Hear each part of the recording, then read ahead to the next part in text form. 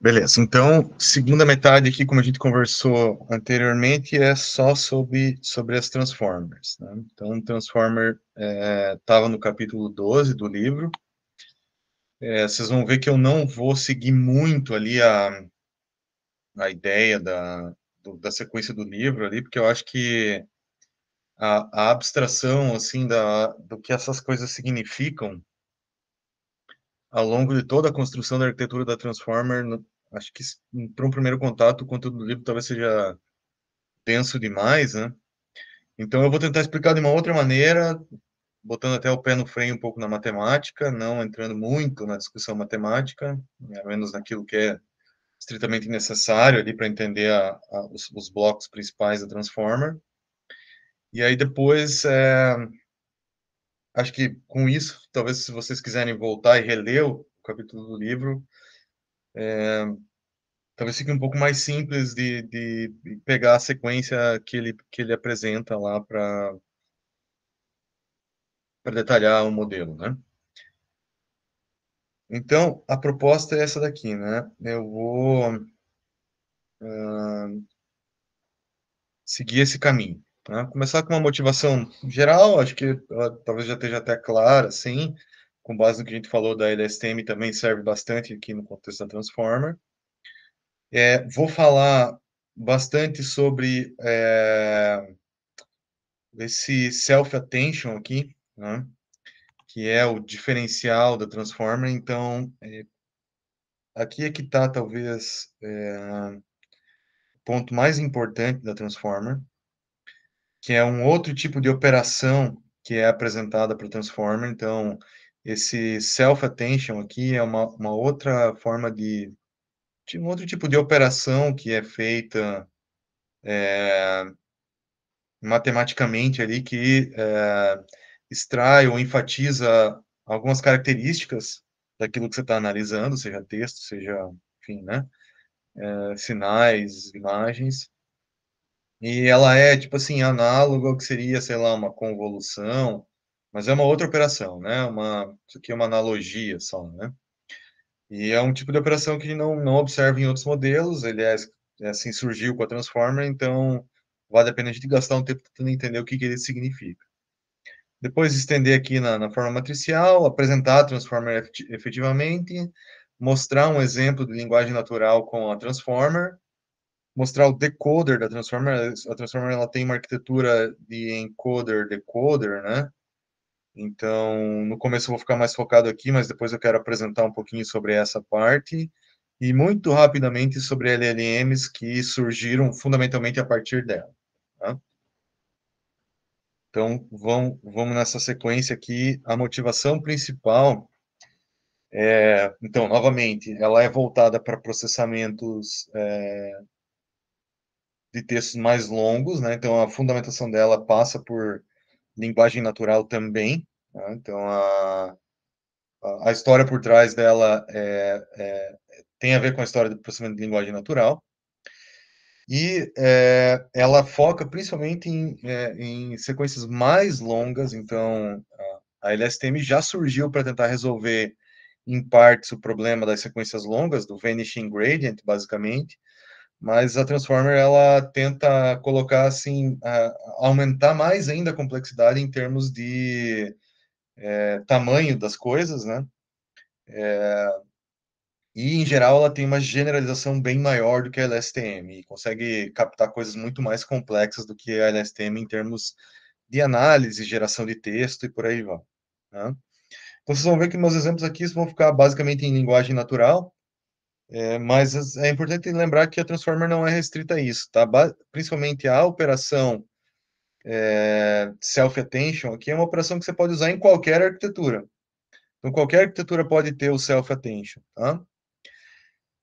Então, a ideia é, se você tem uma longa sequência de texto, por exemplo, aqui tem um texto que fala o restaurante, blá, blá, blá, blá, blá, daí esse there ambience, né, que é esse there aqui está relacionado ao restaurante lá, né, lá no começo do texto, né? Então, a ideia da Transformer é tentar colocar a atenção, por isso esse negócio se chama self-attention, né, uma atenção maior entre coisas que podem estar relacionadas. Então, ela tenta construir matematicamente essa inter-relação, tá? Seja por palavras que estão próximas ou por palavras que estão distantes dentro de uma sequência, ou mesmo muito distantes dentro de uma sequência, tá? Então, a força dessa interconexão é o que vai caracterizar esse chamado mecanismo de atenção que a Transformer usa, tá? O paper da Transformer foi colocado aqui em 2018, final de 2017, começo de 2018. O título do paper é esse aqui, Attention is All You Need, né? É um paper do Google, basicamente, uma equipe do Google, e ele que fundamenta tudo que eu vou falar nessa aula aqui. Não vou falar nada que não é a proposta original da Transformer, tá? Muito embora tenha muitas variações. O ChatGPT, por exemplo, usa Transformer, mas não é só Transformer. Mas eu não vou entrar nesses detalhes, eu vou tentar deixar a discussão em cima desse paper, porque acho que esse paper é o ponto importante para nosso entendimento aqui do modelo, tá? E a arquitetura é essa, tá? Só isso aqui, na verdade, tá?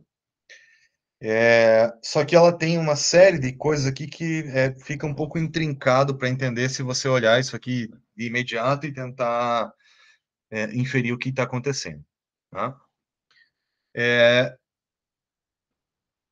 Bem geral, antes da gente começar, tem uma entrada, que é o teu processamento de texto, que passa por uma parte aqui que é o encoder. Então, essa parte da esquerda aqui é só um negócio chamado encoder, tá? Aí depois tem o decoder, que é essa parte da direita, que recebe como entrada o processamento do encoder, mais alguma coisa que vem aqui chamado output embedding, tá? Depois eu vou falar sobre isso. Essas coisas são misturadas e colocadas aqui no decoder para gerar uma saída, tá? A saída é sempre a probabilidade. Nesse momento, vamos restringir essa análise da Transformer, porque senão acho que vai complicar. Mas para a gente, essa probabilidade de saída aqui vai pegar, então, a palavra, aqui, né, palavra com maior probabilidade. Então, eu estou naquele problema de linguagem natural, onde meu objetivo é prever a próxima palavra. E na hora que eu coloco aqui na minha saída, então eu vou ter um dicionário ali, o meu vocabulário, todas as palavras possíveis, ele vai dar uma probabilidade para cada uma, eu vou selecionar aquela que tem maior probabilidade, tá? Então, eu estou na geração de texto aqui, sempre pensando na previsão da próxima palavra. Esse vai ser o meu norte aqui, tá? Então, vou começar daqui, vou falar do encoder, vou tentar quebrar todos esses blocos aqui, depois a gente vai partir para o decoder e ver como que a gente chega aqui no fim para gerar essas palavras, tá? Algumas coisas eu vou ter que pular, algumas coisas eu vou ter que ser um pouco mais breve, então, né, não dá para ir muito no detalhe aqui, mas eu vou tentar, na medida do possível, dizer para vocês onde é que está o complemento que vocês podem usar para entender esses outros detalhes que eventualmente eu pule aqui. O Leonardo falou, acho que vi um vídeo sobre um paper que propôs aplicar modelos de difusão para texto. Sim, modelos de difusão também podem ser utilizados, tá? A gente vai ter modelos de difusão na última aula, tá? Mas ainda o estado da arte, todos esses modelos de linguagem natural, todos os LLMs do estado da arte, ainda massivamente a Transformer é o principal, tá? Bom, então vamos lá. Então, como eu disse, da esquerda para a direita, quebrando nos pequenos bloquinhos e subindo na complexidade na medida que a gente for avançando na explicação do modelo. Então, o primeiro, vou começar aqui com esse bloco mais básico de todos, que é esse input embedding, que está aqui, ó. Então, eu tenho o meu texto e vou transformar isso aqui em números. É isso que esse cara faz. Eu poderia usar aquela codificação que eu mostrei antes lá, né, do One Hot Encoding, né? Mas a ideia aqui da Transformer, na verdade, é que você também aprenda esse embedding. Então, essa camada aqui é uma camada que pode ser aprendida durante o processo do treinamento da Transformer, tá? E esse processo de treinamento, ele sempre vai tentar manter, então ele vai ser uma representação numérica, tem um tamanho, um vetor para representar aquele texto, né? cada palavra, então, vai ser representada por meio de um vetor. E a ideia é que esse embedding ele também mantém a semântica, que nem eu falei para vocês do word2vec lá, né, lá atrás no vídeo anterior. Durante o processo de aprendizado aqui do embedding da Transformer, eu também quero que coisas que sejam similares, por exemplo, frutas e tal, estejam mapeadas nesse espaço vetorial desse embedding aqui, né? Da mesma maneira como essa semântica existe na linguagem natural, tá? Então, esse primeiro ponto aqui é simplesmente pegar as palavras e transformar em vetores. Se eu não me engano, no paper original da Transformer, esse tamanho aqui era 512. Tem que checar, não me lembro mais isso aqui. Mas é o vetor que vai representar, então, cada palavra tem uma determinada dimensão. Se não me engano, aqui na Transformer é 512. Tá? E esse vetor de 512 dimensões, então, vai ter que tentar codificar qual é a semântica por trás das palavras e tentar mapear coisas similares em regiões similares do espaço de mapeamento. Né? Isso aqui é feito, então, de maneira aprendida ao longo do treinamento da Transform. Tá? Então, é uma camada ali de treinamento convencional. Tá? Aí, em seguida, tem um outro encoding que é feito aqui, que ele aparece tanto no encoder do lado esquerdo da Transformer quanto no lado direito, que é esse positional encoding aqui. Tá? Então, além da semântica de cada palavra, a Transformer também leva em consideração aonde aquilo está no texto. Então, por exemplo, se uma palavra aparece no começo do texto ou no fim, isso pode ser importante para a interpretação. Então, além da semântica, ele adiciona aqui uma codificação para posição. Tá? Também por conta da própria ordem ser importante na interpretação do texto, né? Então, se o main está aqui ou se ele está aqui, isso importa na interpretação, né? Além do significado da palavra, onde ela ocorre, o momento em que ela ocorre também é importante. Então, o que é feito na Transformer? Você adiciona à entrada, esse input embedding aqui, um encoding de posição. Tá? Então, você vai pegar cada posiçãozinha ali do teu word embedding ali, né, do mapeamento que você gera aqui, e você vai somar aquele vetor lá de semântica um vetor de posição, que tem a mesma dimensão, né? É 512 mesmo aqui, ó. Então, 512 é o tamanho do word embedding, então o meu positional também vai ter esse mesmo tamanho, tá? E aí você soma essas duas coisas aqui e tem a representação que vai entrar para o encoder da Transformer lá, a soma desses dois caras aqui. Tá? Isso é feita a soma e não uma concatenação, justamente para que você tenha alinhado a cada palavra, a cada semântica da palavra ali, né? Cada posição daquela semântica, a própria posição da palavra na sentença, né? Então, vocês vão ver daqui a pouquinho, quando eu for mostrar graficamente, quando você soma, você carrega, você não perde a semântica, mas também carrega a informação de localização. Tá? Como que ele faz esse encoder aqui da posição? Então, vamos pensar que eu tenho lá, sei lá, 8 palavras aqui, e eu quero guardar a posição de cada uma delas, tá? Então, eu vou pegar, para a primeira palavra, eu poderia pensar em dar um número, né? Então, esse aqui é a posição 0, essa é 1, 2, 3, né? Mas se a gente fizesse isso aqui, rapidamente a gente ia notar que valores muito altos seriam aplicados a algumas palavras e muito baixos para as outras. Por exemplo, teria uma palavra com o número 10 lá e outra com o número 1, e na hora de fazer uma otimização com isso aqui seria um problema, né? Então, esse tipo de codificação não é adequada. Outra que a gente poderia aplicar é uma normalização, mas essa normalização também não resolve totalmente o problema, né? Ainda eu teria essa questão da escala que afetaria, mas também teria, por exemplo, esse problema aqui.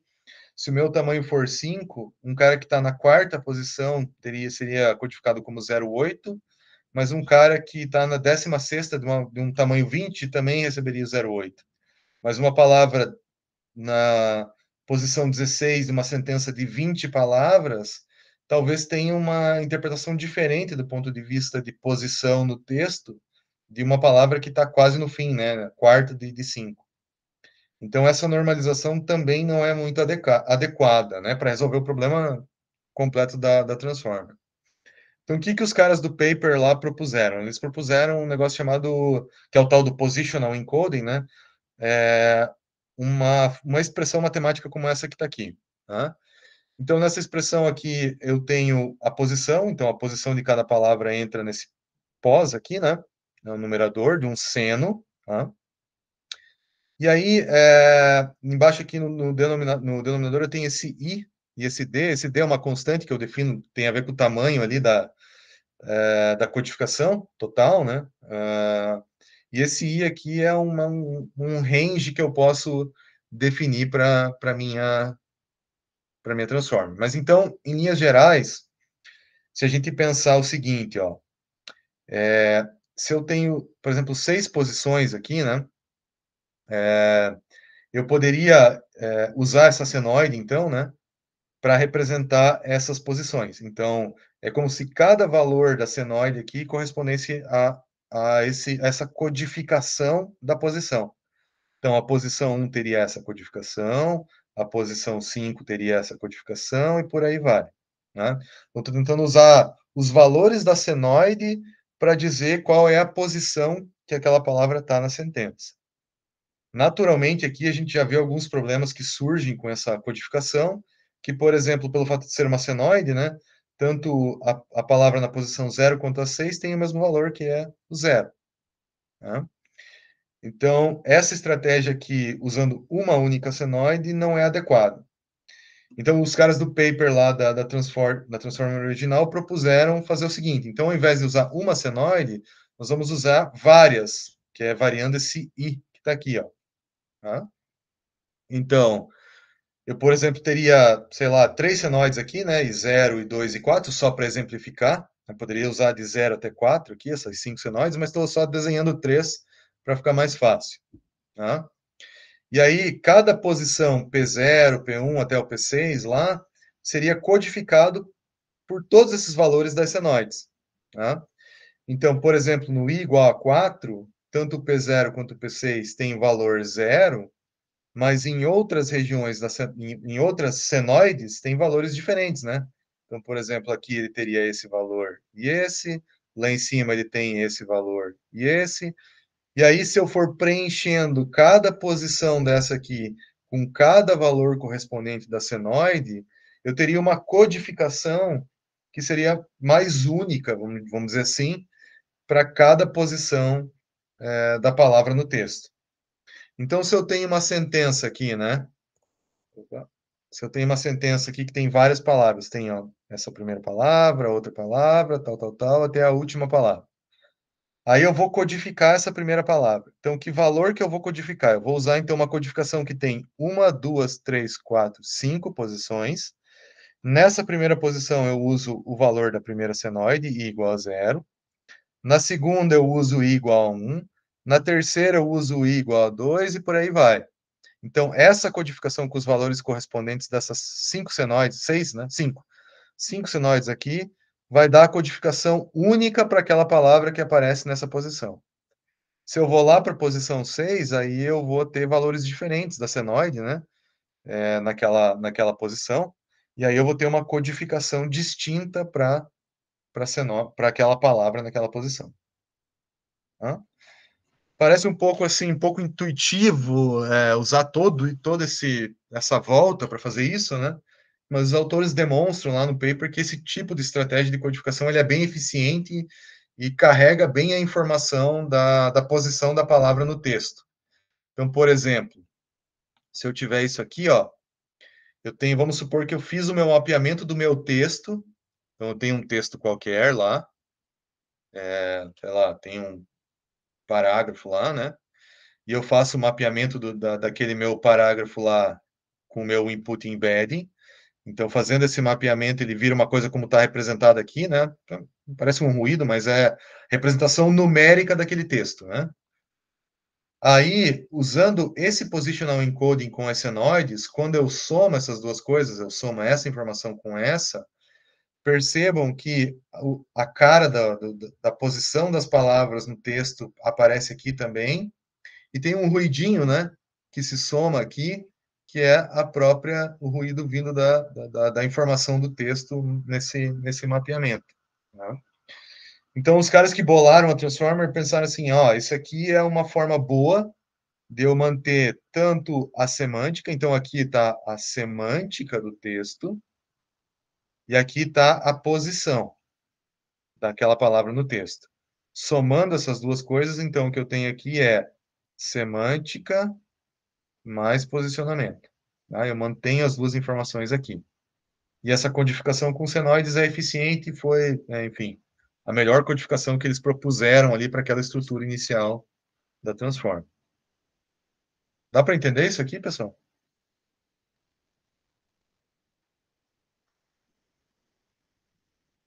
Pode falar, Thiago.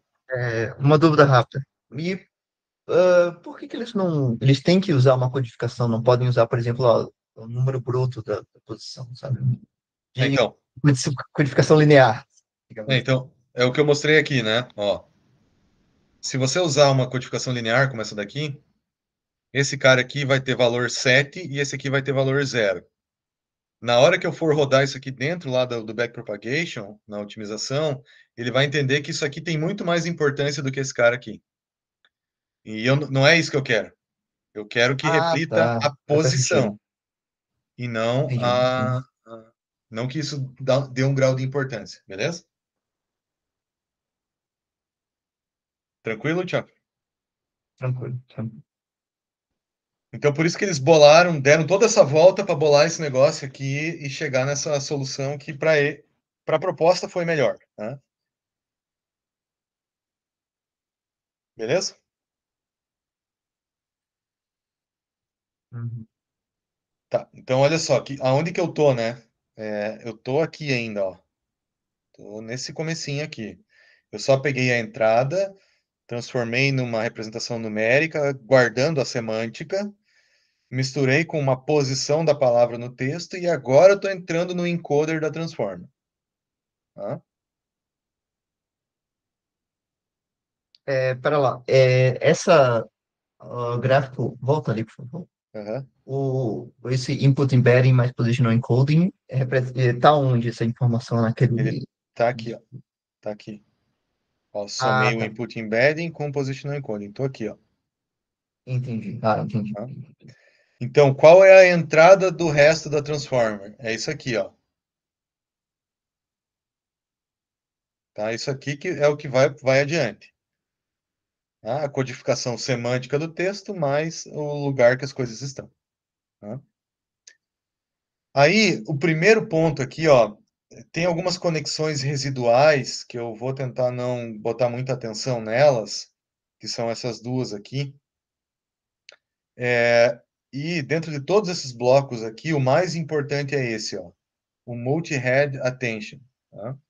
Antes de eu explicar o multi-head, que seriam vários heads aqui de attention, eu vou explicar primeiro, então, a estrutura principal desse bloco, que é o mecanismo de atenção, self-attention ali, que é implementado por meio de um produto interno.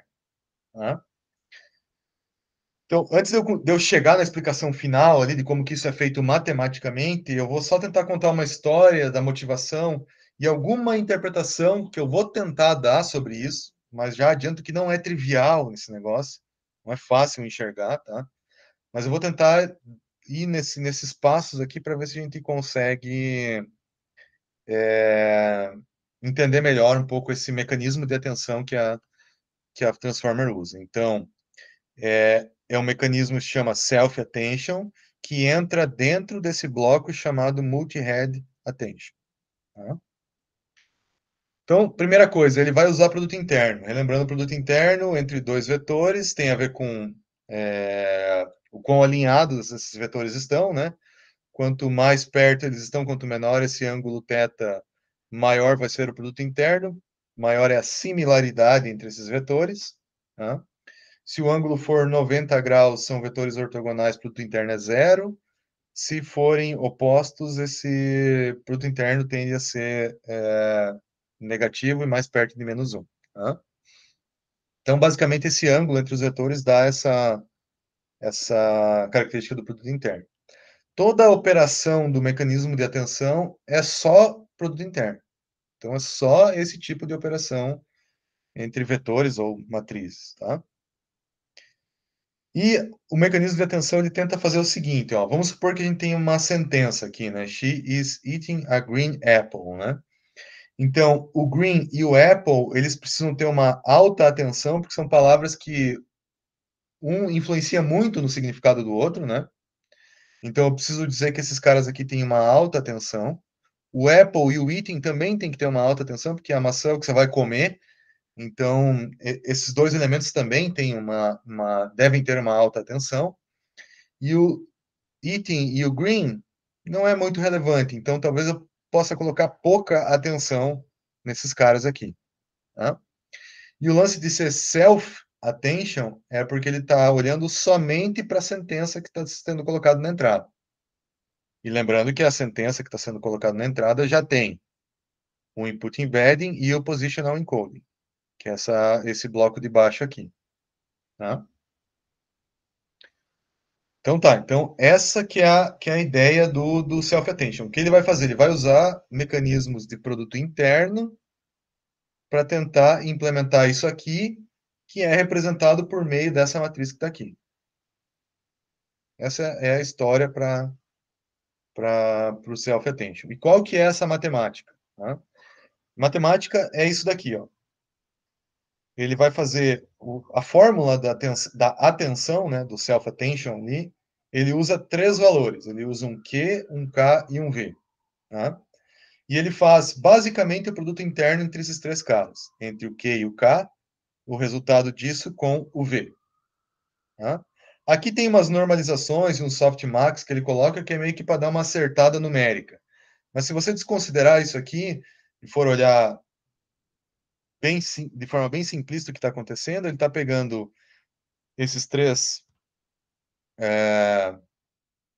essas três matrizes aqui, isso aqui vai virar uma matriz, e que ele está fazendo? Ele calcula o produto interno ou a similaridade entre esses dois, então ele vê como entre esses dois são similares, e depois o quanto ele é similar com esse V. Tá? O que são esse Q, o K e o V? A definição deles é a query, key e value, tá? Esses três elementos aqui que entram na transform. Antes de eu mostrar da onde eles vêm com aquela entrada do positional encoding e o input embedding, né? Antes de eu colocar eles, como que eles se relacionam com isso daqui, deixa eu só tentar mostrar um pouco assim, talvez uma interpretação um pouquinho mais fácil do que esses caras podem significar. Não que eles significam isso, mas uma analogia do que eles podem significar. Vou colocar num primeiro momento aqui de um jeito mais geral e depois pensando em fazer isso como se fosse uma imagem, para ver se isso ajuda a interpretar. Mas, gente, isso é só uma analogia, não quer dizer que eles sejam isso e nem que na prática sejam perto disso aí. Tá? Mas vamos lá, vou tentar explicar primeiro usando essa analogia aqui do que seria uma busca no YouTube, e depois olhando para a imagem. Mas o que seria, por exemplo, se eu estivesse fazendo uma busca no YouTube e o que isso tem a ver com a atenção? Tá? Então, assim, quando você vai buscar, sei lá, um vídeo no YouTube, você coloca aqui o que seria a tua intenção de busca. Então, por exemplo, quero buscar vídeos de Deep Learning. Então, você escreve aqui Deep Learning. Esse cara aqui pode ser visto como a query. Tá? Quando você aperta o Enter aqui, volta um monte de vídeos lá. Tá? Então, tem vários vídeos aqui. E aí, o key e o value pode ser interpretado da seguinte maneira. O key, então, é um conjunto de vídeos que são possivelmente similares. Se olhando, por exemplo, só o título aqui, ó, Introduction to Deep Learning, isso tem a ver com o que eu estou buscando? Tem uma similaridade. Tá? Então, quando eu faço essa conta aqui, é como se eu estivesse dizendo assim, ó, de todos os vídeos que estão listados aqui, esses que têm o título parecido, talvez tenham são mais similares do que os demais. Tá? E aí, uma vez que eu faço essa restrição, eu posso interpretar o value aqui como o conteúdo do vídeo. Então, para eu saber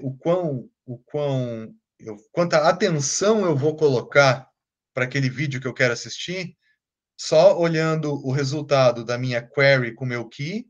Então, assim, já me chamou a atenção esse vídeo aqui pelo título ser similar, mas aí para eu garantir o quão ele é similar mesmo, eu teria que clicar aqui e ver o conteúdo desse vídeo. Aí é como se esse processo tivesse me norteando a minha atenção para dizer que aquele vídeo é relevante ou não é relevante. Tá? De novo, isso é uma analogia para tentar explicar o que esses caras podem significar. Tá? Então, quando eu faço a composição de todas essas coisas aqui, né? O query e o key, eu já tenho uma indicativo de qual que pode ser o vídeo mais interessante para eu acessar. Quando eu clico e vejo o conteúdo, aí eu tenho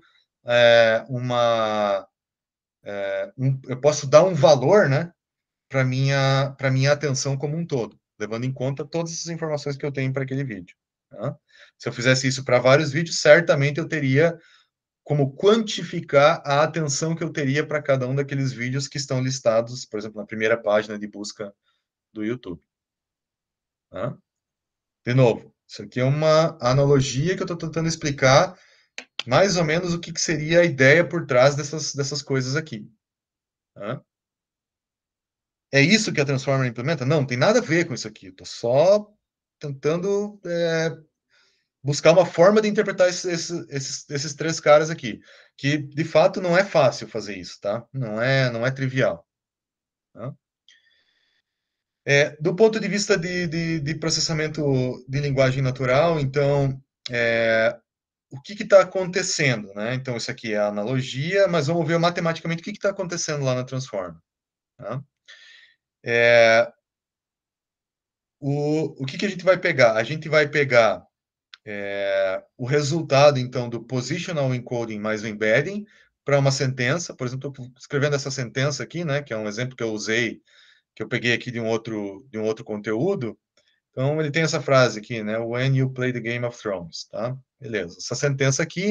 Essa sentença passou, então, pelo positional encoding, passou pelo embedding e gerou essa matriz rosa que está aqui, tá? Eu vou replicar essa matriz 3 vezes, então, repliquei ela 3 vezes, e eu vou combinar isso aqui com uma camada linear de parâmetros que eu vou aprender. Então, isso aqui é aprendido pela Transformer. Então, eu tenho aqui uma camada linear, tá? Então, todos esses caras aqui são aprendidos, então isso aqui vai passar pelo backpropagation lá da Transformer.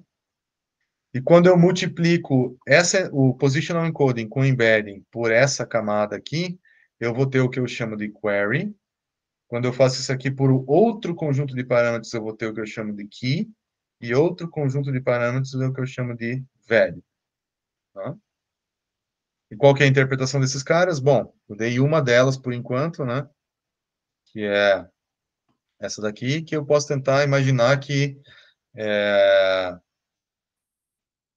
como se eu estivesse fazendo uma busca, e esses caras aqui são os que me norteiam para onde a minha atenção vai estar. Tá? E isso tem a ver, claro, no meu caso do exemplo textual aqui, qual é onde eu vou prestar atenção ali no texto a partir dessas informações. Tá?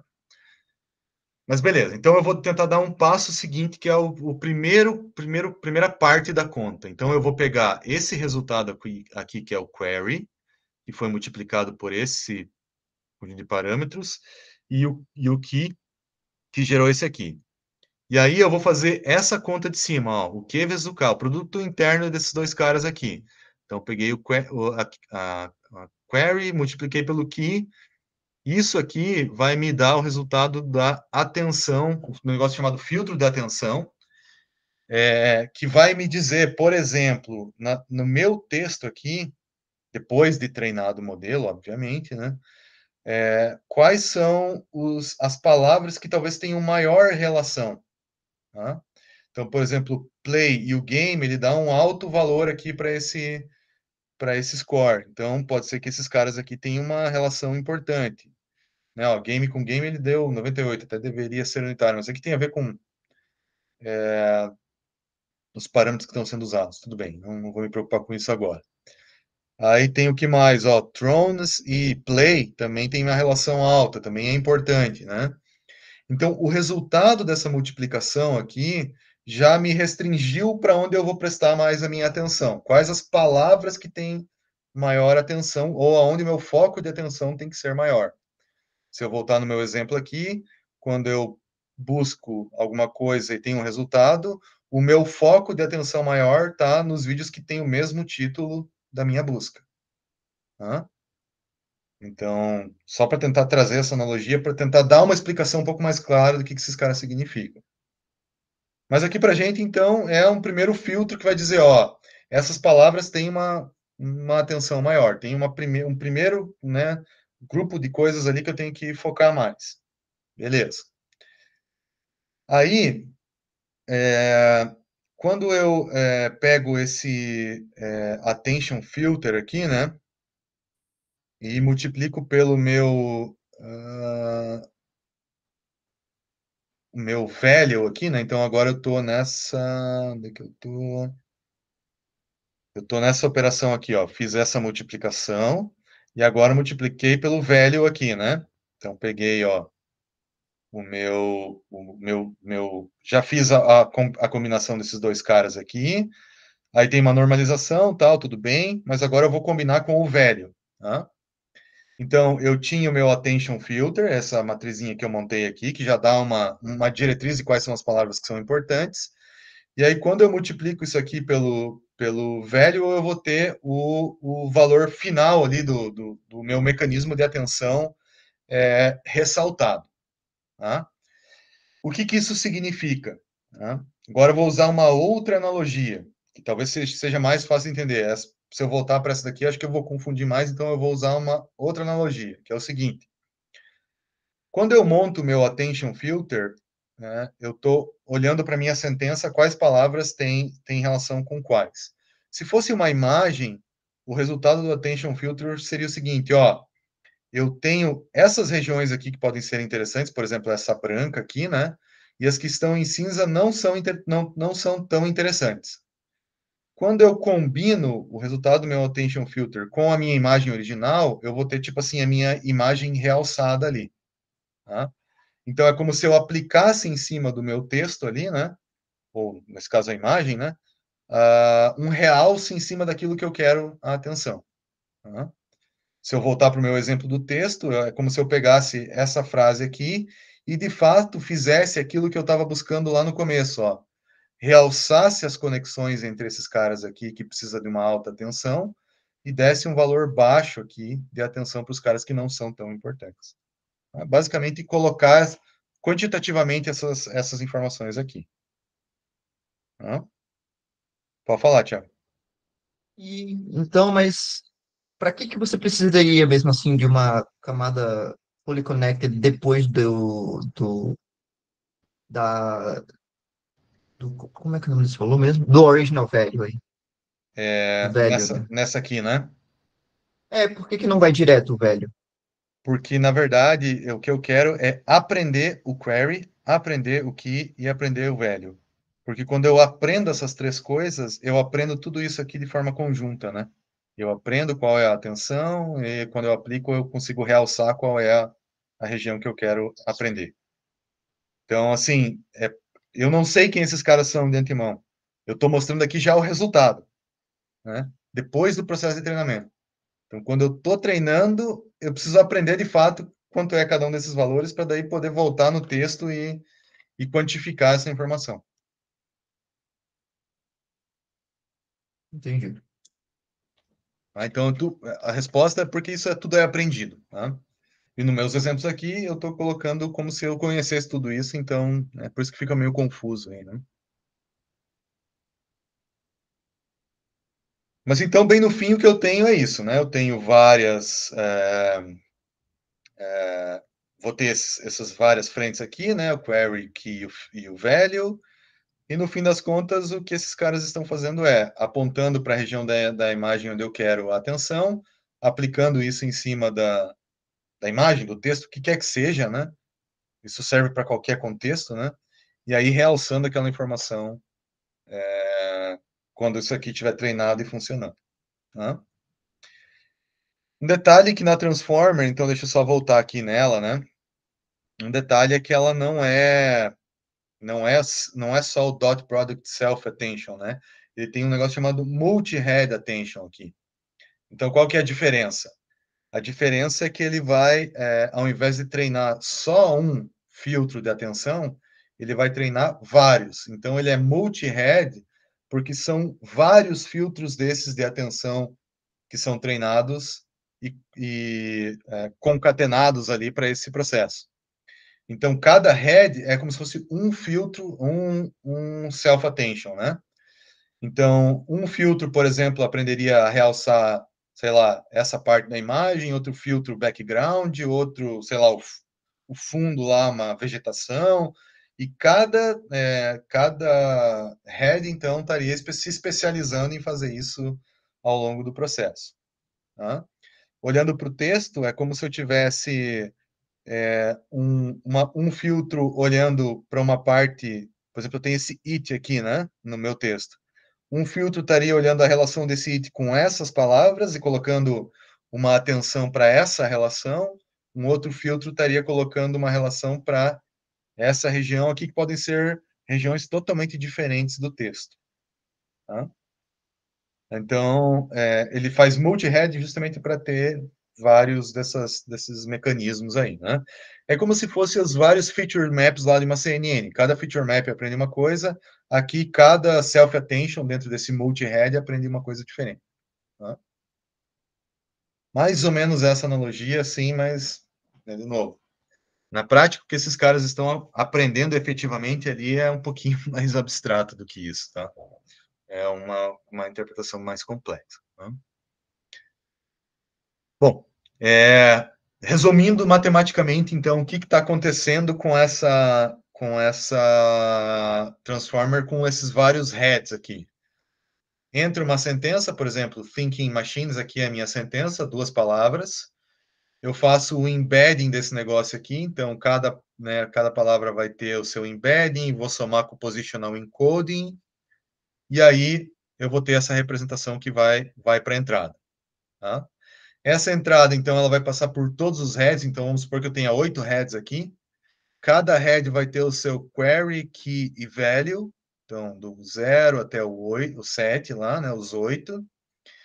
E essa entrada, então, é multiplicada pelos parâmetros do query, key e value de todos os heads para gerar a saída, então, o query, o key e o value do head 0, do head 1 até o head número 7.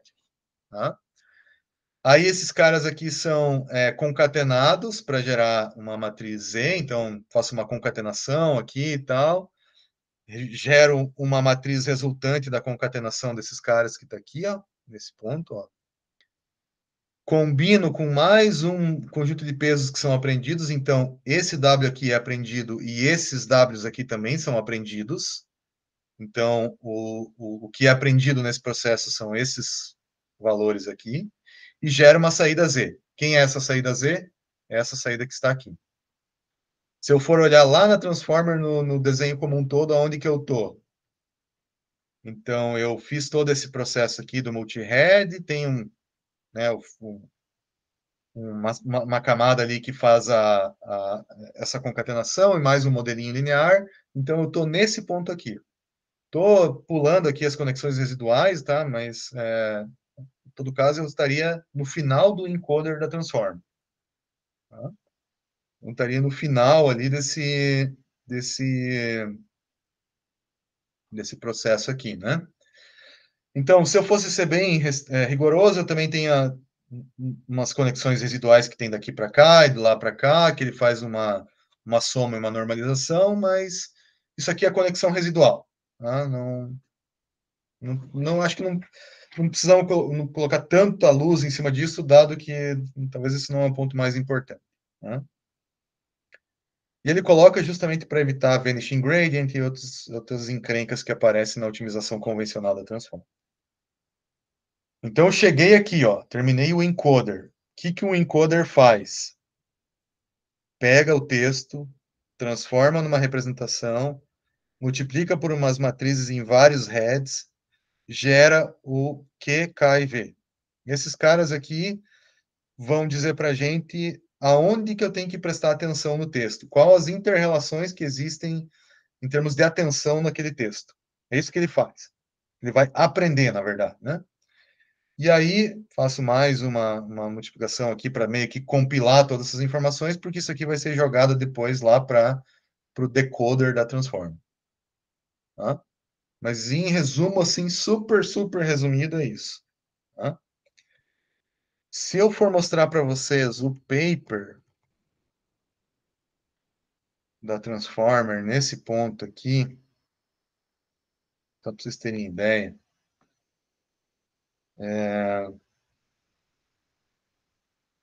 ele apresenta a arquitetura e tal, e aí ele vai falar sobre tudo isso que a gente está falando, né? O encoder, o que cada um faz, o mecanismo de atenção, esse produto interno e tal, por que ele faz multi-head, e basicamente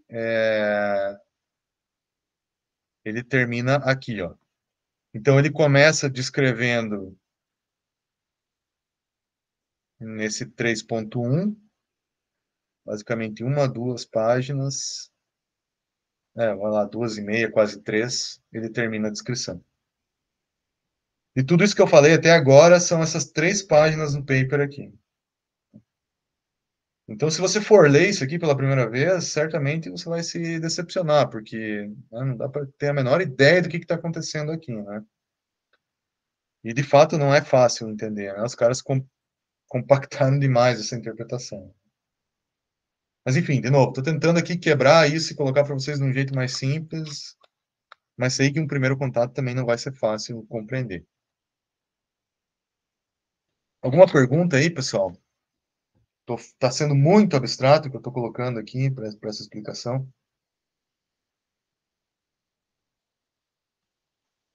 Pode voltar na estrutura do Transformers, por favor? Essa aqui pode ser? Sim, sim. Eu tô...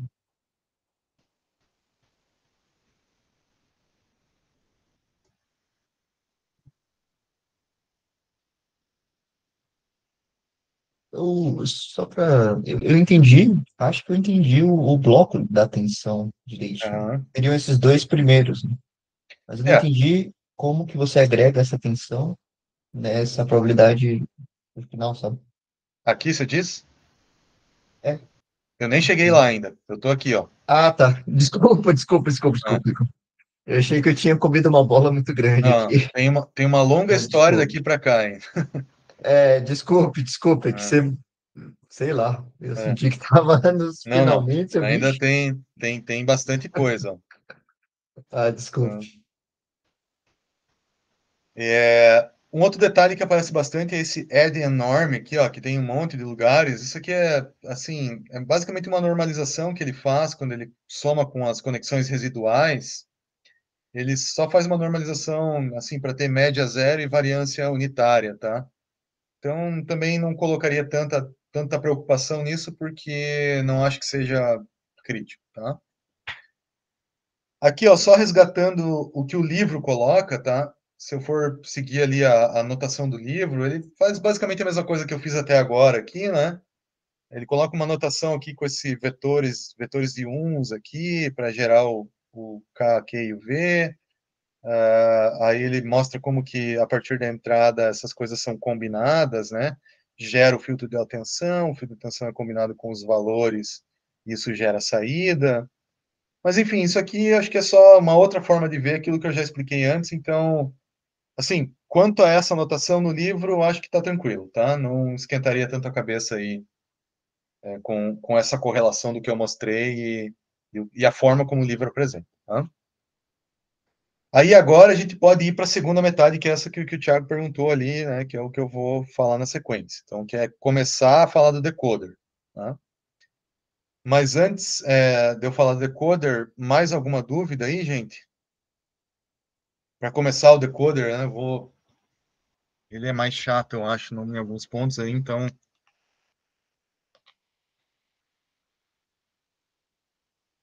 deixa eu ver. Eu não entendi como que ele treinaria, se como que ele dá o valor para cada palavra na hora de fazer, por exemplo, aquelas 512 posições que você falou, como que ele sabe qual valor dá para cada palavra? Ele não sabe, ele vai aprender. Ele vai Ah, tá. aprender isso aí, Bruno. Então, por exemplo, assim, ó, ele vai aprender e durante o processo de aprendizado ele vai entender que coisas que têm uma semântica similar tem que estar perto, tá? Então, deixa eu ver se eu acho aqui.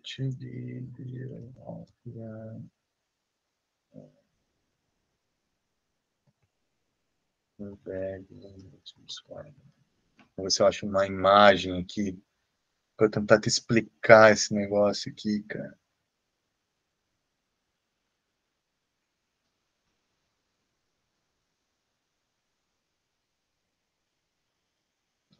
Não tem.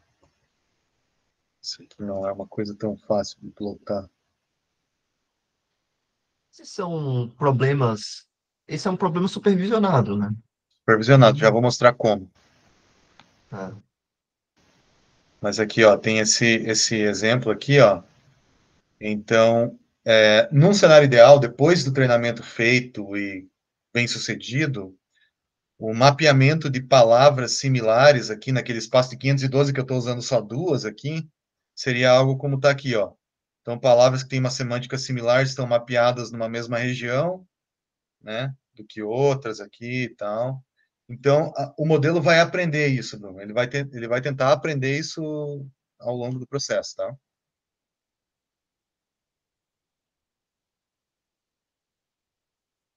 Mas por essa lógica aí, professor, Uhum. digamos, se não fosse supervisionado, não teria também como fazer isso via função custo, tipo, distância entre classes, coisas assim de Sim, gênero? sim. Daí é isso que, por exemplo, o Word2Vec faz, né? Então, esse modelo aqui, ó, se você for pegar aqui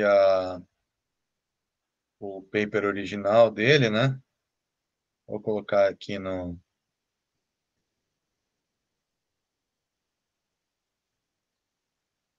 chat também.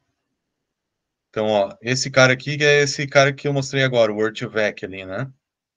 Então, ele aprende justamente a fazer esse tipo de mapeamento, né? Colocar coisas similares lá na mesma região. Não sei se tem uma figura boa aqui para isso, mas não tem. Se eu acho no. Esse aqui é o que ele faz aqui. Ele aprende a mapear coisas similares, né? E ele até faz umas contas bem interessantes, por exemplo, se você subtrair o vetor king de Queen, ele é um vetor que tem, tipo assim, a mesma característica da subtração do vetor man de woman. E tão bem que ele captura a semântica. Tá? Mas aqui no caso da Transformer, ela vai ser treinada para gerar novas palavras. Tá? Então, é como se a gente estivesse usando o Word2Vec só nessa partezinha aqui, ó. A Transformer faz mais um monte de outras coisas para aprender a gerar a próxima palavra. E fazer síntese de texto e todas essas coisas que a gente está acostumado a ver aí, né? Mas ele também tem o próprio. Ele também treina uma Word2Vec, né? Não é tipo um É, transfer learning. sim. Aham. Eu até acho que deixa eu ver aqui no paper original. Vamos ver aqui. Vou abrir o paper aqui para pegar essa informação. Eu acho que na versão original da Transformer,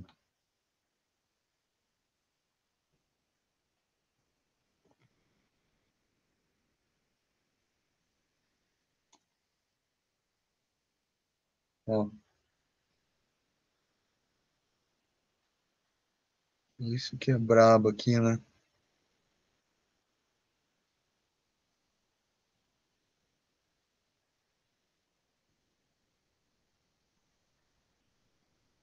Ele nem fala de qual ele usa aqui. Nem se ele é aprendido ou não.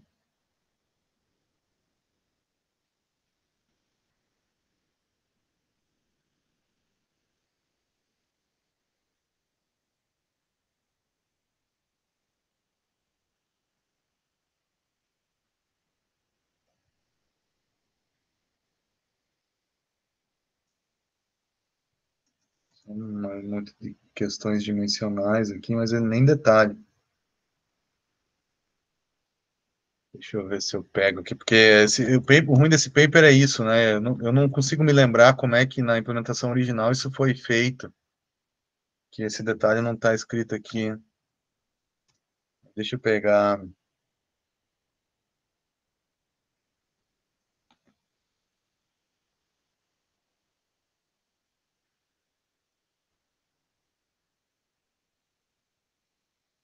Ele faz um lookup table aqui, é bem simples, na verdade.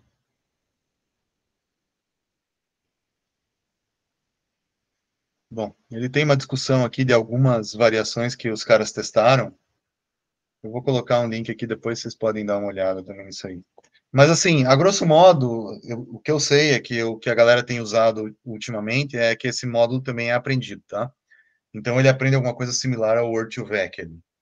Agora eu não tenho certeza se no paper original ficou assim ou ele era calculado também, né? A partir de um input embedding mais simples, mas em todo caso, né, acho que isso não faz tanta diferença para nós aqui, né? Atualmente eu sei que essa camada ela é aprendida, efetivamente. E última pergunta, professor. Uhum. O aspecto supervisionado, então, é tipo, ele gera um output e você compara com o output que o humano gerou? Isso, então é assim, ó. Uma vez treinada a Transformer, ó, como que ela funciona? Eu faço o encoding de um texto, né? Que é o texto que eu quero fazer a previsão da próxima palavra, né? E aí eu pego esse texto de entrada aqui, ó, e aí no decoder dela eu vou colocando sempre, deixa eu voltar no início aqui, eu vou colocando sempre a última saída. Então vamos supor que o modelo previu, vamos supor que isso aqui é um problema de tradução, né? Primeiro eu vou te mostrar como que ela é usada, depois eu vou falar como que ela é treinada, tá? Então, eu pego a saída aqui, né, a primeira saída, o Y, beleza? E jogo aqui no decoder. O que que vem para o decoder? Vem a última saída e tudo aquilo que o encoder codificou. Então, por exemplo, o meu texto em, sei lá, francês e a primeira palavra do texto em inglês aqui que ela vai traduzir, tá? Jogo esse I aqui no decoder, vem todo o texto lá compactado na representação lá que a gente viu do encoder até agora, e isso aqui ele vai passando pelas camadas até dizer qual que é a, a, a próxima palavra mais provável. Então, ele fez o decoder, gerou aqui, fez o M, beleza. Aí ele vai para o estágio 3, veio o M aqui, passa pelo decoder, gera a próxima palavra. Vai para o estágio 4, passa aqui, tal, gera o student. Tá? Então, ele vai sempre prevendo a próxima nessa estrutura aqui. Tá? Como que o treinamento é feito? Eu coloco a sentença aqui, né? Eu coloco qual é a próxima palavra real, né, que tem no texto, e vou treinando o modelo para tentar maximizar a probabilidade dele acertar qual é aquela próxima palavra. Beleza? Vou deixar rodando esse aqui para vocês darem uma olhada. Alguém colocou mais alguma coisa no chat ali. Como ele tokeniza ali, né? Ali ele mostra como que, obviamente é só depois que é aprendido, né, mas como que ele quebra, na verdade, os pedaços para poder, como que os números são passados para essa parte de embedding, né. Mas isso é no GPT, né? Esse é exclusivo É. do Aqui é GPT, né. outro papo, né? O GPT usa Transformer, mas a história é um pouco diferente aqui, né? Eu tô que, né, É. Tem mais Talvez até camadas. seja parecido, mas ele é bem mais complexo do que a gente está vendo aqui. Acho que o Júlio colocou Eu um outro ali. coloquei outra opção ali, que ali dá para escolher o modelo para fazer o Legal. encoding. Dá para ver a evolução do... Esse aqui, né? Uhum. Você Então, escolhe aqui, o modelo ali em cima na direita. Ele tem essa... Não, tem transformer basicamente. São coisas um pouco mais avançadas, né? Isso aí eu acho que é diferente porque ele tem mais camadas do... Mas aqui, como ele quebrou o texto, né? Depois, como ele transformou isso numa representação numérica, né? Para esse modelo aqui, é isso, né, Júlio? Isso. Mas, assim, tudo isso que está aqui, ó, toda essa lista de modelos que vocês estão vendo aqui, são coisas mais complexas do que isso que eu estou mostrando aqui. Isso aqui, a Transformer, ela é a base para esses outros modelos. Mas não é só isso. No GPT, por exemplo, a distância é grande. Tá? Então, eu não queria misturar essas coisas agora, porque é muito mais complexo, assim, sabe?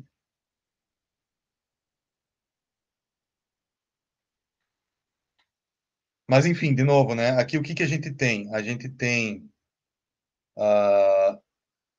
Estou fazendo como que seria o uso da Transformer, então eu sempre passo como entrada aqui o que eu, né, tenho como a minha entrada. Por exemplo, no processo de tradução vem o meu texto em francês, entra aqui o que foi feito no encoder, e sempre a próxima palavra entra para prever a seguinte. E o treinamento pego um texto escrito por um ser humano, né? Pego a próxima palavra e tento treinar o modelo para ele sempre maximizar a probabilidade de prever certa a próxima palavra. Tá? Então, essa é a ideia. Tá? Deixa eu só abrir um pouco mais, então, o que vem no decoder da Transformer. Tá? Então, como que esse bloco aqui que eu estou mostrando nesse formato, esse rosinha aqui, o que ele tem? Tá? Então, nele vem duas coisas. Vem a próxima palavra, né? Então, eu tenho o histórico do que eu estou prevendo lá anteriormente, né? Então, ele entra aqui. E também vem a minha entrada codificada. Por exemplo, vamos ficar no texto de tradução que é mais fácil. Vem aqui o meu texto em francês, codificado, que vai entrar nesse decoder. Tá? Veja que no decoder também tem um embedding aqui, que tem o positional encoding, tudo isso, né? Porque ele também vai tentar usar essa linguagem natural ali organizada, né? Da mesma maneira que tinha no encoder, para ele também fazer esse processamento no decoder. Tá?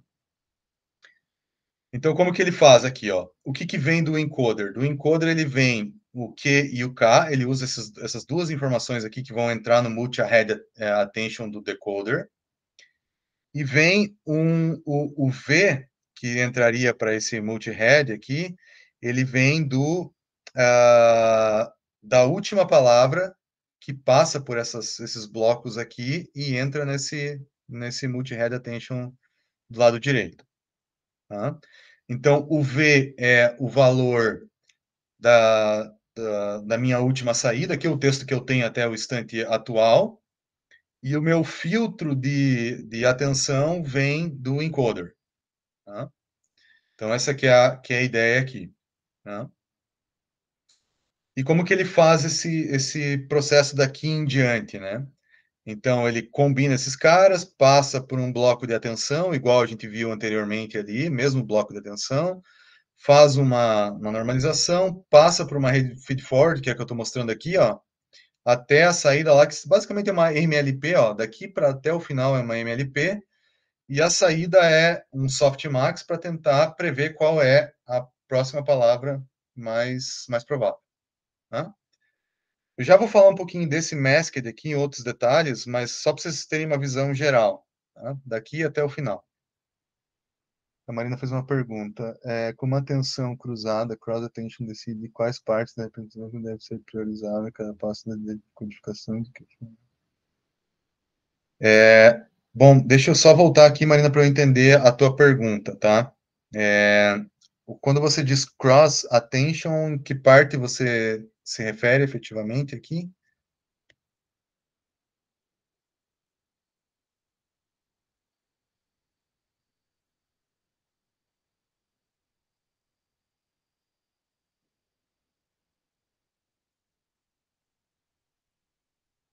Cross, eu não sei se eu entendi se você quer dizer. É que assim, o que que a gente tem, né? A gente tem uma. O self-attention, ele é restrito ao que vem da entrada, né? Então, por exemplo, nosso texto em francês, lá é o texto, é o que ele vai prestar atenção no texto em francês, né? Aí, o que você está chamando de cross attention, acho que é o que está sendo codificado por esse texto em francês, mais os inputs que estão vindo desse texto em inglês que ele está certo. Então, a diferença é o seguinte: num, ele tenta olhar só para o texto e dizer assim, ó, dentro desse texto, essas palavras, entre elas aqui, é importante eu manter essa atenção.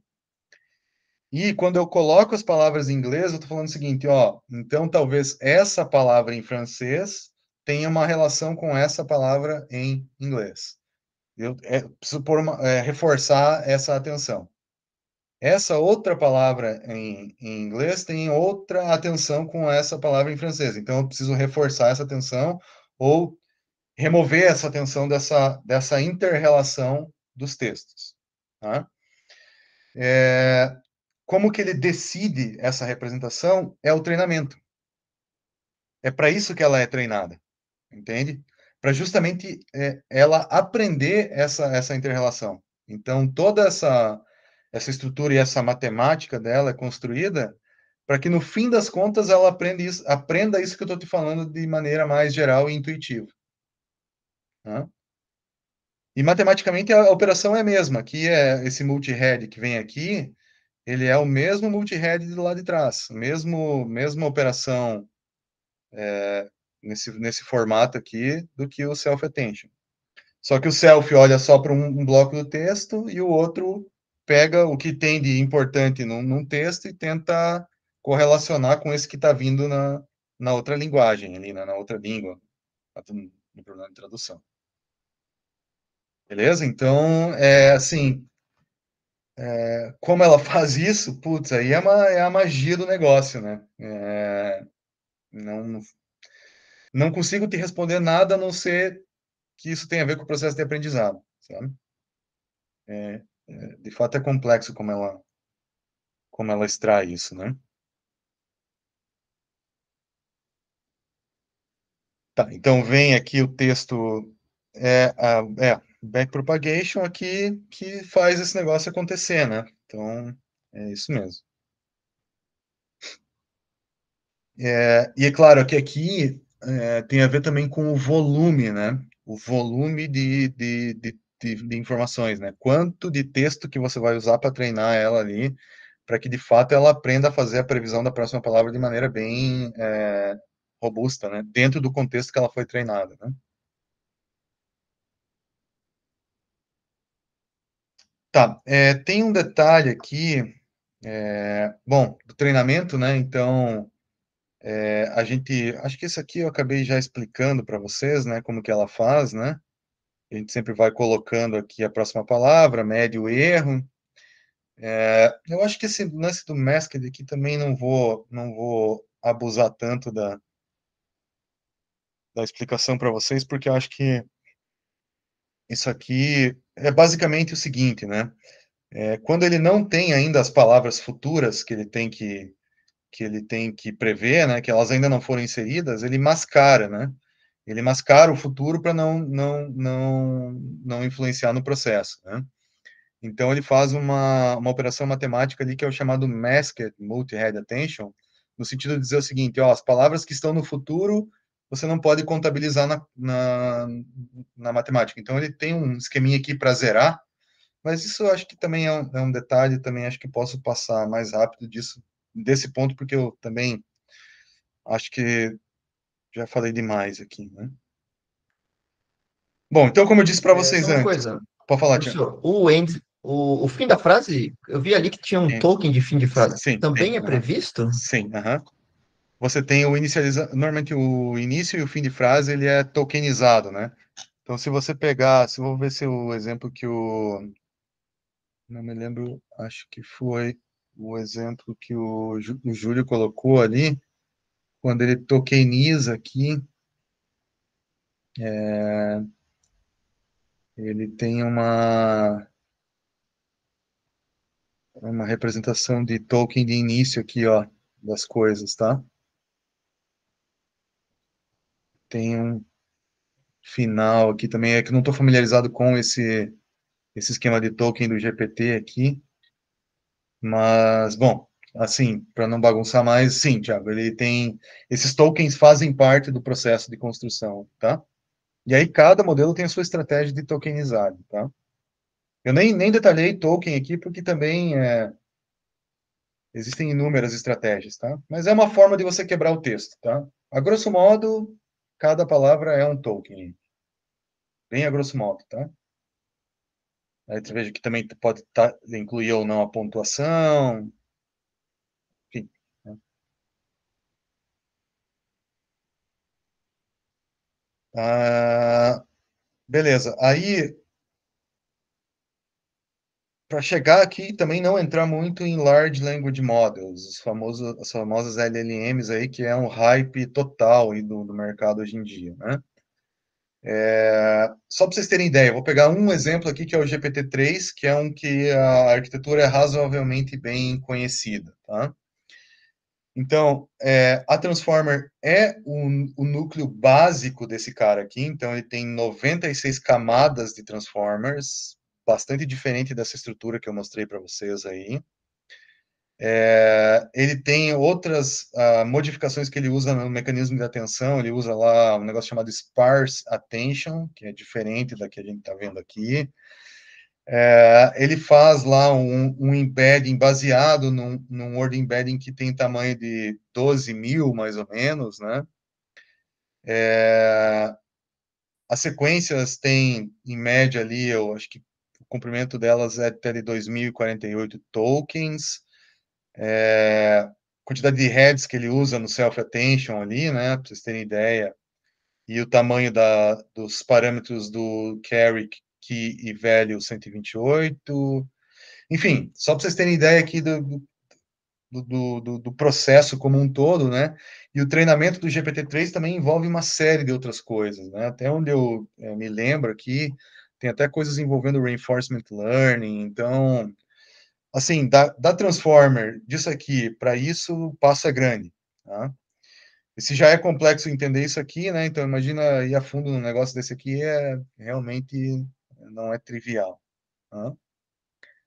Mas assim, a minha ideia com essa aula aqui não é assim detalhar ao extremo a Transformer, é só dar uma ideia bem geral mesmo do que tem lá dentro dela, como que as coisas se conectam, mais ou menos como ela é treinada, para vocês terem uma ideia de como utilizar isso aqui, né?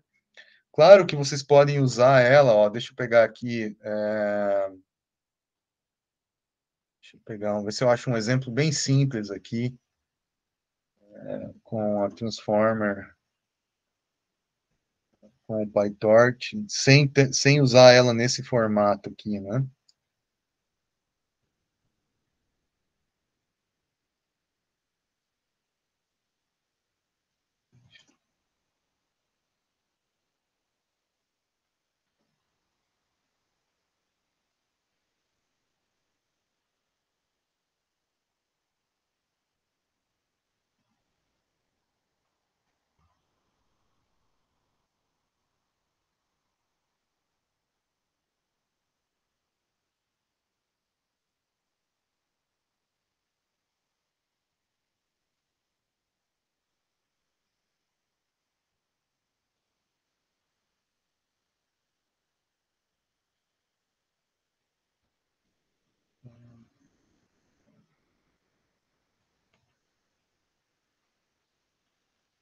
Isso aqui está muito complexo. Deixa eu pegar um pouco mais fácil aqui.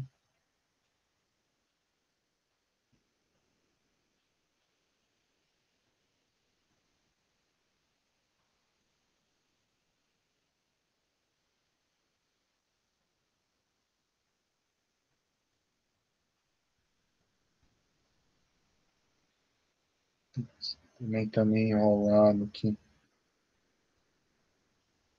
Queria achar uma coisa bem simples para mostrar para vocês aqui como incorporar o attention no modelo genérico, por exemplo, se você quisesse usar em... esse aqui tá legal. Ó, esse é um exemplo aqui que ele pega um problema de classificação de série temporal, então ele cria uma série temporal ali e tal. Acho que, na verdade, ele até está tentando completar o missing data aqui. E aí ele usa um modelo de atenção para isso aqui também. Deixa eu ver onde que tem mais. Ó, esse cara aqui.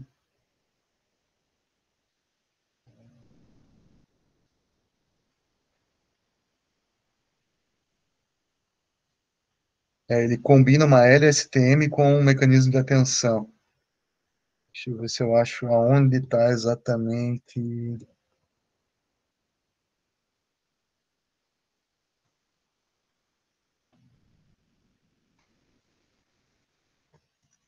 Vou pegar no código aqui para tentar mostrar rapidinho para vocês. É esse ponto aqui do código, onde ele coloca o mecanismo de atenção. Bom, eu não vou explicar o código aqui para vocês, mas vou pegar essa estrutura aqui só para dar uma ideia para vocês, né? Nada impediria, por exemplo, de você construir uma rede neural que tivesse lá no meio, né, das operações que ela tá realizando, um bloco de atenção, tá? Então, eu tô colocando esse exemplo aqui, depois eu coloco o link no chat ali, mas nada impede de você ter, sei lá, eu estou construindo minha rede neural aqui, pegar um anotador. E aí eu quero, beleza, tem a minha entrada, que é uma série temporal. Em cima dessa série temporal, eu vou, sei lá, criar uma camada convolucional 1D, para de repente extrair alguma característica. Em cima disso aqui, eu vou colocar alguma redução de dimensionalidade, que pode ser qualquer operação de pooling ali, enfim, né? E aí eu posso ter, sei lá, aqui, ó, uma camada de attention, né, que vai implementar justamente lá aquele carry key velho lá para tentar, de repente, pegar e extrapolar esse conceito de atenção para aquilo que a minha convolução está fornecendo. Ou não, ou eu posso pegar diretamente minha série temporal e, na hora de criar o meu modelo, dizer o seguinte, ó, a primeira camada do meu modelo vai ter um mecanismo de atenção. E aí ele vai colocar aqui essa ideia que a gente discutiu da query key value em cima de uma série temporal para tentar ver aonde que ele vai prestar mais atenção naquela série temporal, o que vai ser importante, enfim, como que ele vai captar essas correlações. Tá? Então, nada impede de vocês criarem esse tipo de estrutura. Eu também coloquei aqui, ó, nos links da aula, alguns exemplos de Transformer, onde ele faz o uso genérico da Transformer ou do mecanismo de atenção. Tá? Então, se vocês quiserem dar uma olhada depois lá em como que se usa isso, assim, de forma mais ampla, né, não restrita à estrutura da Transformer, tem vários exemplos lá. Você pode usar o mecanismo de atenção assim como você usa ali uma rede convolucional, uma camada convolucional, uma camada de LSTM, pode combinar essas coisas. Então, assim, o volume de possibilidades é gigantesco. Tá? Bom, gente, para fechar, deixa eu falar rapidinho sobre a tarefa dessa semana. Depois eu abro para mais algumas perguntas aí. Mas a tarefa, vocês vão trabalhar com um negócio chamado Zero Shot ou Few Shot NLP aqui, né? Usando modelos baseados em Transformers aí, para fazer classificação de imagens, tá? Então, a classificação que eu estou propondo é um plano de classificação aqui de defeito que você tem em painel fotovoltaico, só que ao invés de treinar o modelo e tal, né, vocês vão usar esses modelos de linguagem, estou sugerindo alguns aqui, e aí fazer a consulta a esses modelos de linguagem por meio de prompts, né,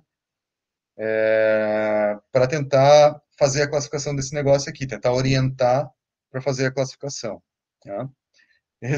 Dividir em dois modelos, Zero Shot, onde você não mostra nenhum exemplo, e Few Shot, onde você mostra alguns exemplos. Eu explico isso aqui, tá? E aí a ideia é tentar pegar esse tipo de modelo aqui, claro, modelo um pouco mais complexo do que a Transformer, e usar essa estrutura aqui para fazer classificação de imagem com poucos dados, né? Então, não usar tantos dados aí para tentar resolver um problema de classificação, tá? Escolhi esse dataset porque eu sei que com esse tipo de estrutura de Zero Shot ou Few Shot, é possível ter um F1 aí em torno de 80%, até 85% é viável, tá? Então, se vocês quiserem ter uma referência, é isso aí. Também deixei aqui um caminho aqui de quais modelos usar, como fazer aí, quais imagens você pode usar para teste, para o Few Shot. Enfim, eu acho que todo o roteiro está bem explicado aqui, mas se vocês tiverem dúvida, vocês podem pesquisar como fazer Zero Shot, Few Shot Learning, usando NLP para classificação de imagens, tá? Tentei fazer um exemplo um pouco atípico do que a gente normalmente faz, assim, mas para forçar vocês a pensarem sobre esse outro viés aqui, que é novo do uso de modelos de linguagem, que eu acho que é legal aí para ponto de vista prático e pode ser útil em alguns trabalhos aí que vocês estão desenvolvendo, tá? Mas é isso aí, gente. Transformer não é fácil, né? A história é longa aqui, né? Tentei compactar para vocês aí, mas deixo aberto para perguntas, discussões finais. Algum ponto que vocês queiram que eu volte aí? Pode falar, Thiago. Pô, foi mal aí, todo mundo também. Hoje eu tô chato. Não tem problema. Vou perguntar, não. São algumas perguntas. Primeiro, quando você diz assim que o modelo tal tem tantas camadas de transformer, é aquela estrutura toda em série ou é tipo vários encoders e vários decoders? É uma parte grande daquela estrutura, mas não é só aquela estrutura e não é só daquele jeito, sabe? Mas é boa parte daquele bloco geral, assim, sabe? Sim. E outra coisa, quando você diz que, por exemplo, você agrega um mecanismo de. O transformer que você fala, então é essa arquitetura que um dos componentes é o bloco de atenção, é isso, né? Exatamente, Isso. isso aí. Uhum. Então, quando você usa um bloco de atenção, por exemplo, em uma CNN, a atenção está sendo feita na feature map, né? Exatamente. Uhum. É isso aí. Uhum. Ah, tá. Acho que, ok. Tinha uma outra, mas agora eu não estou lembrando. Deixa os colegas perguntarem. Tranquilo. O Elton pode falar aí. Boa tarde, mestre. Primeiramente é porque eu achei interessante esse exercício, porque praticamente é a minha pesquisa de mestrado que eu estou fazendo, desse assunto justamente, né? Só que eu não estou usando Transformer, eu estou usando outro tipo de técnica para poder fazer. Aí a minha dúvida é o seguinte, eu estou usando justamente a parte para fazer, classificando, utilizando visão computacional para acionar quando está sujo ou limpo o painel, e também verificando a parte de fotometria. A pergunta é, nesse trabalho vai classificar justamente também por os defeitos do painel que está através de fotometria, se está sujo, se está limpo o painel, Sim. ou vai... A imagem RGB, tá, Elton? E, assim, uma coisa que eu espero que não aconteça para você é que um modelo de linguagem desse seja tão bom ou melhor do que você treinar um modelo para ter o teu resultado, tá? Então, eu acho que se você quiser, nesse trabalho, já usar as tuas imagens, ou usar o teu contexto aí para você estudar, Já manda ver, já tenta alinhar ao teu tema de trabalho aí. Porque se esse resultado for promissor, aí pode definir até um outro rumo para o teu trabalho, né? Que eu não tinha pensado em utilizar Transform. Inclusive, eu estou usando uma barra de dados que foi fornecida por um grupo de pesquisa lá da Itália, que eles forneceram agora recentemente 25 mil imagens dessa parte, um dataset bem grande. Aí eu estava baseado justamente nele, mas se eu ver se for melhor que o Transformer, eu vou ter que mudar um pouquinho a minha linha de pesquisa. Aqui a diferença que pode ser crítica aqui é o seguinte, não é só o fato de ser a Transformer, é o fato de você não treinar. Esse zero shot, few shot, ali você vai perceber que eu não estou treinando nada. Sem treinamento. Você faz um prompt e pega a resposta. Então, é uma outra forma. Então, veja com cuidado lá e avalia, né? Se de repente não é interessante você testar esse tipo de coisa no teu contexto também, tá? Entendi. É porque eu já tinha até preparado já um artigo para publicar agora. Eu tô vendo isso aqui, eu tô vendo que vou ter que estar até com o pé atrás para estar avaliando, ver se vou esperar um pouquinho mais. Mas muito obrigado. Tá, tranquilo. Qualquer coisa você me aciona aí que eu posso te dar outras dicas também sobre isso. Tá bom. Muito obrigado. Valeu. Mikael, que tá na vez aí, né, Mikael?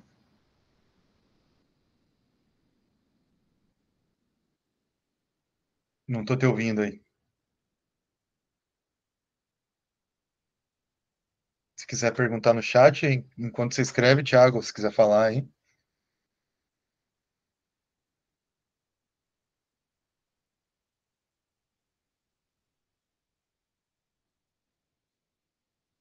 Será que eu... Aí...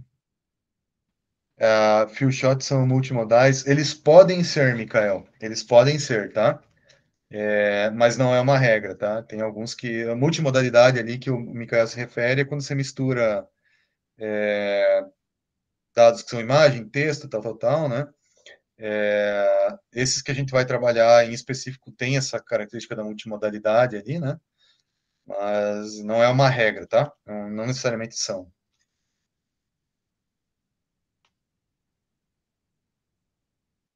Thiago, se quiser ir, no caso, para esse sign, ele recebe a imagem, isso, a imagem como input.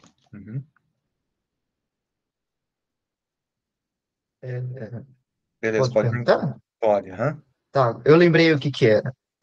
É aquele tipo de pergunta que eu acho que eu já sei a resposta, mas vou perguntar mesmo assim. Digamos que na vida real a gente tem recurso limitado, né?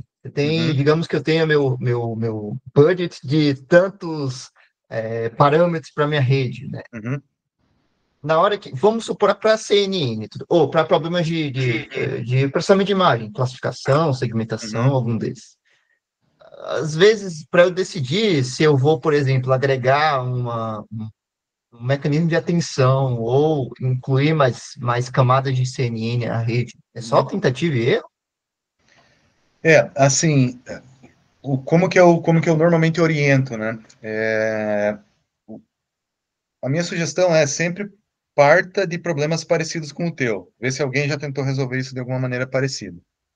Se já resolveu, você já tem algumas referências para você, para ser o teu início, né? A partir desse modelo, dessa arquitetura, e aí você vai reduzindo de acordo com aquilo que você tem de recurso, né?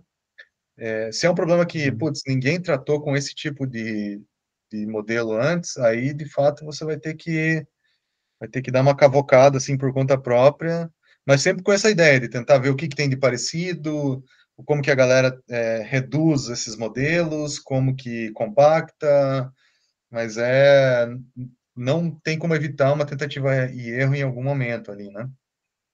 É que, no limite, me parece que no final do dia a gente vai pôr na rede aí, pô, CNN, LSTM, atenção, o bypass lá, agora esqueci o nome. Tipo, vai ficar quase um Frankenstein, assim, sabe? Um negócio colossal, sabe?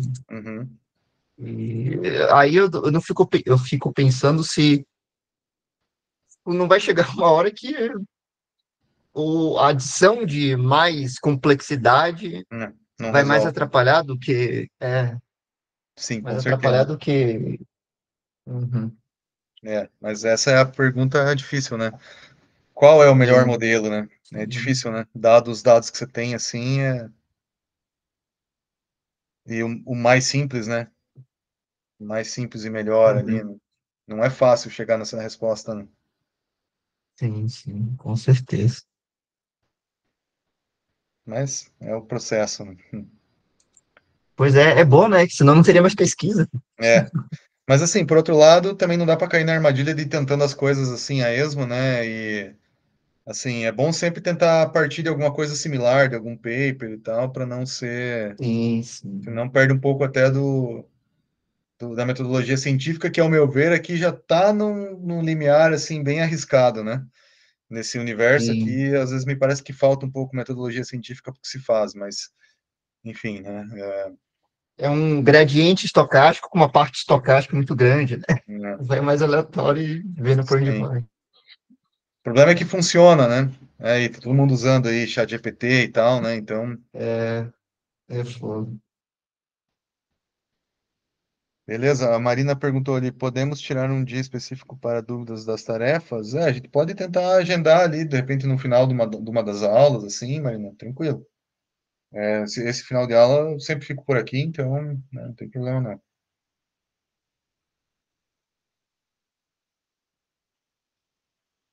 Léo, se quiser falar aí.